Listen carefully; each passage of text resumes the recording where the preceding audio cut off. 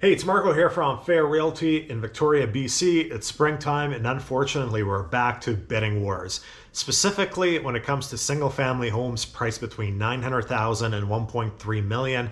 Last week, I showed a few homes. One home had 7 offers on it and went well over $100,000 above the asking price.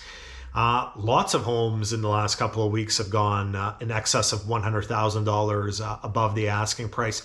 So as you may remember, we had these issues a year and a half ago, 2 years ago. So the BC government, in all their wisdom, decided to bring in a new legislation, the rescission period or the cooling off period, where the buyer has 3 days to change their mind when they make an unconditional offer. That's 3 business days. So if you make an offer on a Thursday, you have until Tuesday at midnight to change your mind. The reason the BC government brought in this legislation starting January 3rd of 2023 was they were claiming buyers were being rushed into decisions. They weren't making rational decisions. They were being pressured into unconditional offers. It was driving up prices, blah, blah, blah.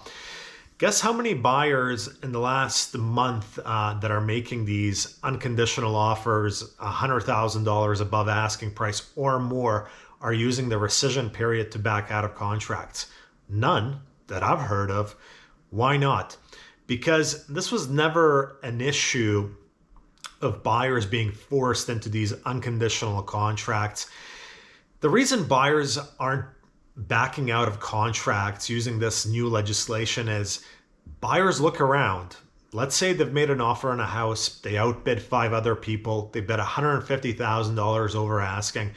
They have at least 3 business days to think about it, sometimes 5 days if it crosses a weekend.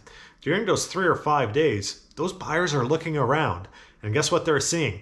Nothing, because there's no supply out there that meets their search criteria, and they're simply saying, yeah, we have 5 days or 3 days to back out of this contract, but we're not going to do it because if we back out of the contract, guess what we're going to find?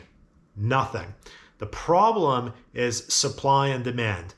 Last year, before the rescission period, there was too much demand, not enough supply. It was creating bidding wars, driving up prices.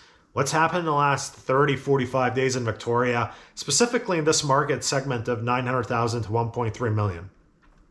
There's too much demand, not enough supply. So yes, we have this cooling off period, rescission period, but the buyers aren't bailing because there is nothing else to buy. So the government keeps introducing more nonsense after more nonsense, but they're not fixing a fundamental problem. And the fundamental problem is we don't have enough supply. There isn't actually tangible work being done on addressing supply.